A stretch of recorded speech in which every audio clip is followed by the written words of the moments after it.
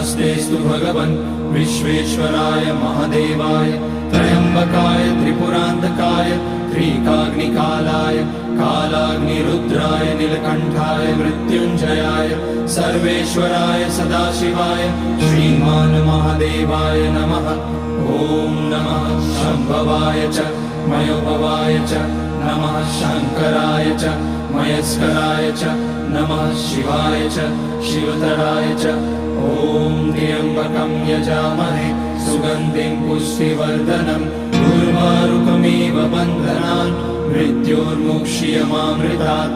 नागेन्द्रहाराय त्रिलोचनाय भस्माकराय महेश्वराय नित्याय शुद्धाय दिगम्बराय तस्मै नकाराय नमः शिवाय।